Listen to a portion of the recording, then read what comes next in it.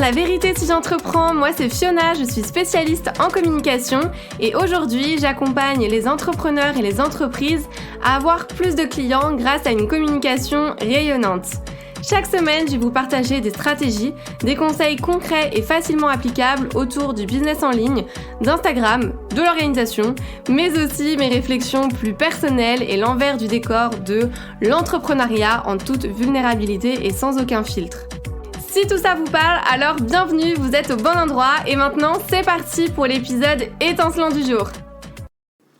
Hello et bienvenue dans ce nouvel épisode où je vais vous partager 6 habitudes à prendre pour mieux travailler, en tout cas du moins de manière plus productive. Donc là l'idée ça va être de se dire que le fait d'acquérir justement des bonnes habitudes, ça peut vraiment vous donner des résultats que vous n'imaginez même pas sur votre travail et du coup ça va impacter bien sûr vos résultats. Donc la première habitude ça va être d'élaborer ses journées en fonction de son chronotype, de son propre rythme. Donc là, la question, c'est plus quoi faire ou comment faire, mais plutôt quand le faire. Donc l'idée, c'est vraiment de travailler sur des missions qui vous demandent de l'énergie, de la concentration, quand vous êtes au summum en fait de votre forme, et d'accomplir des tâches moins importantes qui demandent moins de concentration quand vous avez une baisse d'énergie. Donc ça, je pourrais faire un épisode entier sur ça, mais en gros, il y a 4 profils mis en avant et c'est à vous de découvrir justement lequel vous êtes. Mais pour vous donner du coup une petite idée avant de faire tous les tests, on va commencer avec l'ours qui est plutôt du coup une personne adaptable. La personne, elle va aimer travailler entre 9h et 17h, plutôt capable d'accomplir pas mal de choses. Ensuite, on retrouve le loup qui est un couche-tard, qui est assez créatif, il va se laisser distraire assez facilement et du coup il va mieux bosser justement le soir. Ensuite, on va avoir le lion qui est plutôt lève-tôt, productif le matin et il aime avoir vraiment des plans chaque jour pour s'y tenir. Et enfin, le 4e, c'est le dauphin qui dort pas très bien, qui travaille jusqu'à pas très tard du coup, parce qu'il a besoin vraiment de prendre du temps pour lui en fait en fin de soirée tout simplement. Donc ça, c'est vraiment une façon de mieux accepter justement comment on fonctionne. Et encore une fois, tout part de soi, ça demande une certaine connaissance, une certaine observation, une certaine analyse de soi, mais c'est important de le faire. Donc ça, je vous mettrai un lien dans la description pour faire le test et voir comment vous pouvez adapter ça justement dans vos journées, parce que sinon cet épisode va durer 1000 ans. Mais en gros, ça va vraiment vous aider du coup à vous organiser.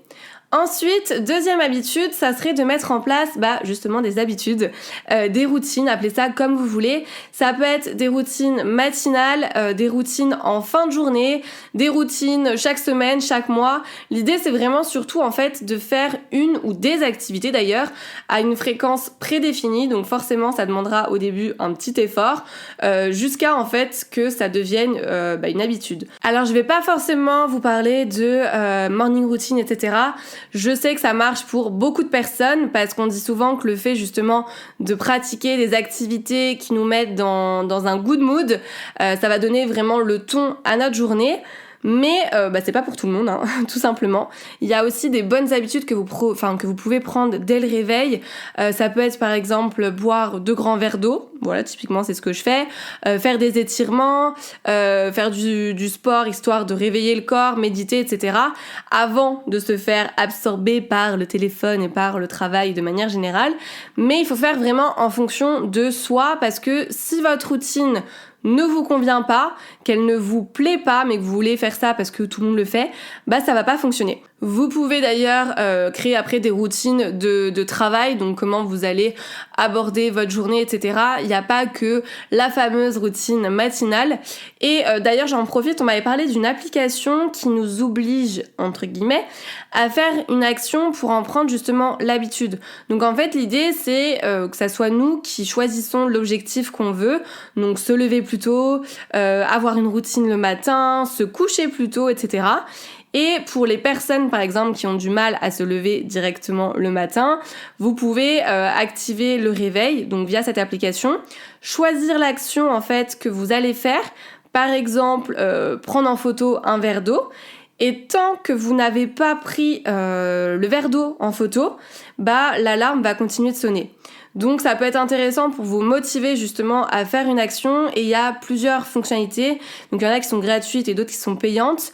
Moi je l'ai testé pour me coucher plus tôt, le soir pour le coup. Donc par exemple si j'active le rappel pour 22h30, à 22h30 du coup le réveil va sonner, et pour l'éteindre j'ai mis une photo en fait de télé éteinte, et du coup je dois prendre en photo ma télé éteinte, et du coup ça s'arrête de sonner, et du coup ça me motive un petit peu à éteindre la télé pour aller au lit plus tôt et éviter les écrans, etc. Donc là l'idée c'est quand même de jouer le jeu, parce que sinon ça a pas trop de sens. Donc voilà, c'est un petit tips en plus on va dire pour prendre de bonnes habitudes. Donc cette application elle s'appelle Alarmy, mais je vous mettrai de toute façon le nom en description. Ensuite, on enchaîne avec la troisième habitude à prendre, qui est de planifier sa semaine, planifier ses journées. Donc là, l'objectif, c'est de fixer en fait ses priorités, dans quoi justement vous souhaitez mettre votre focus pour avancer de manière productive. Et dès que vous êtes OK avec ça, vous allez planifier vos journées pour éviter justement de procrastiner. Donc ça va vous permettre vraiment d'avoir un réveil déjà productif, de savoir exactement ce que vous avez à faire pendant votre journée. Et généralement, en fait, on a tendance à réaliser ce qui est planifié. Donc c'est pour ça que c'est intéressant de planifier ses journées, de planifier sa semaine. Donc l'idée, en fait, c'est se dire qu'en planifiant, on prend un engagement de le faire. Et du coup, la probabilité de pas le faire est moins importante que si vous aviez pas planifié en fait les différentes missions. Donc là, il va falloir limiter bien sûr son nombre de tâches, parce que être ambitieux c'est bien, mais quand on est trop ambitieux, ça sert à rien, parce que du coup finalement on se met beaucoup trop de pression. Ensuite, quatrième habitude, qui rejoint un peu d'ailleurs la troisième, puisque c'est de faire du time blocking. Donc le time blocking, ça consiste à réserver en fait vraiment des plages horaires bien définies dans votre agenda, pendant lesquelles vous allez faire certains types de tâches, donc par exemple administration, création de contenu, répondre aux messages, aux commentaires, etc. Et ça va faire partie justement de votre planification de la semaine. Ça rejoint un petit peu le batching, on réunit, vous savez, plusieurs tâches similaires qu'on va traiter en même temps. Mais voilà, l'idée c'est de faire par bloc de temps en fonction des grandes thématiques. Et l'idée c'est quand même aussi de définir une limite de temps pour ces différentes tâches. Par exemple, 3 heures pour faire votre compta, 5 créneaux de 1 heure pour répondre à vos messages donc dans la semaine. Vous pouvez avoir vraiment des blocs de temps pour avancer sur vos projets en mode focus. Des blocs aussi au cas où pour faire face aux imprévus, parce que you know what I mean, voilà. Il y a toujours des imprévus, donc c'est bien de planifier ça. C'est moins stressant quand ça arrive, et vraiment le fait d'avoir en fait des blocs vides pour des interruptions ou autres, ça vous laissera aussi une certaine marge de flexibilité, et du coup pas de panique, pas de frustration et pas de stress, du moins on évite. Et pensez aussi à des blocs en mode administratif, et puis des blocs un petit peu plus personnels pour justement ne pas vous oublier et prendre des temps off, du temps pour vous tout simplement. Le fait de se mettre des limites, ça permet vraiment d'être plus productif, parce que notre cerveau va se conditionner pour atteindre nos objectifs, parce que sinon on peut passer une journée entière sur une tâche sans s'en rendre compte, surtout si vous êtes perfectionniste comme moi. Donc finissez bien une tâche avant d'en commencer une autre pour éviter de vous disperser. Ça a été prouvé pour le coup, et moi pour l'avoir fait, je peux vous dire que c'est un vrai game changer dans la productivité finalement. Donc c'est bien connu, notre cerveau n'est pas fait pour être multitâche, donc il faut arrêter de vouloir tout faire en même temps. Et d'ailleurs pensez aussi à démarrer votre journée avec les tâches les plus importantes, et même je dirais les plus chiantes à faire, parce que vous allez commencer votre journée en fait avec une jauge d'énergie pleine, donc à fond les ballons, de batterie rechargée, etc. Et plus vous allez faire des tâches, donc des missions, plus cette jauge va diminuer, donc autant bien optimiser ça, à part si vous faites le plein bien sûr d'énergie entre chaque tâche, si vous faites plein de pauses, etc. Ensuite, cinquième et avant-dernière habitude, c'est de traquer votre temps. Donc là, l'idée, c'est de décortiquer tous les moments de votre journée, de suivre en fait votre temps pour chaque tâche, en les répartissant par mission, par client, par projet. Et ça va vous donner en fait une vision globale et surtout objective sur votre façon d'utiliser votre temps. on peut pas, enfin c'est plus compliqué de faire un planning si on sait pas combien de temps nous prennent justement les différentes tâches.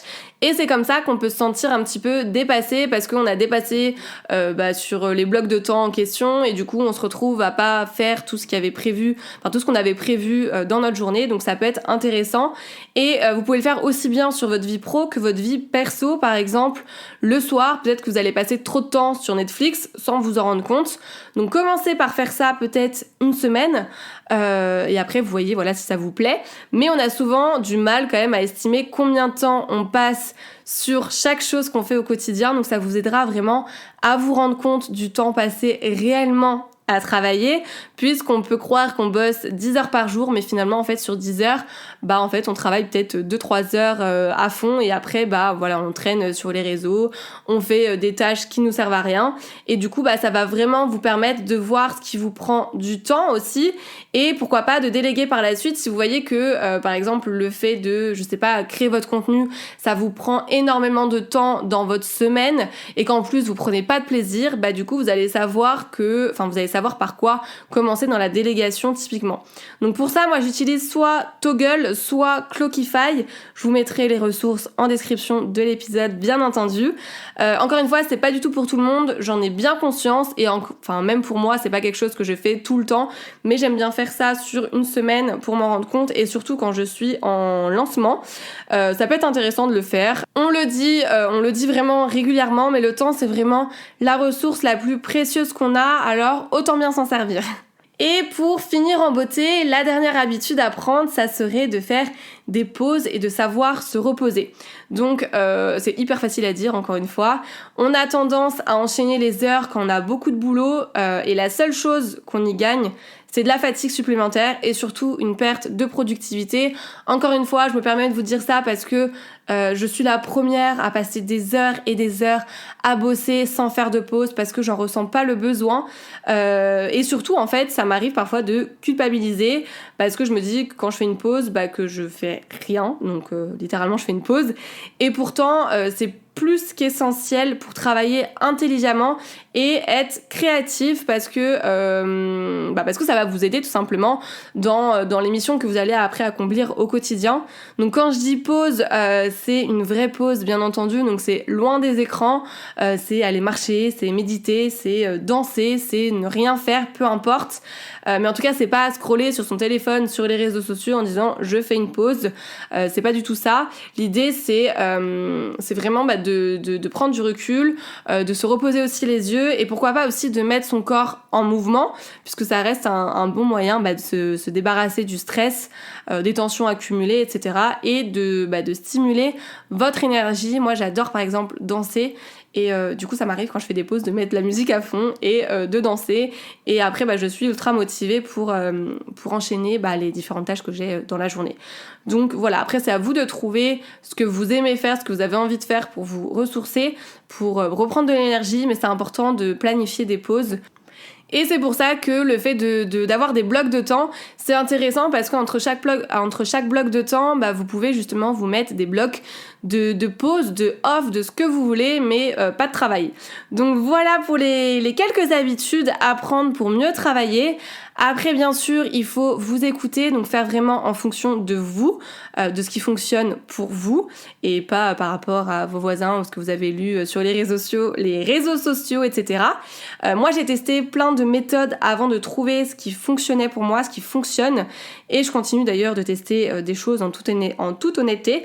Donc, ne vous prenez pas trop la tête avec ça, mais pensez vraiment à vous organiser pour avoir moins de charge mentale et ne pas vous sentir débordé et ne pas vous oublier parce que, encore une fois, ça peut aller très vite. Voilà, j'espère que cet épisode vous aura plu. N'hésitez pas à me laisser un petit mot et puis on se retrouve la semaine prochaine.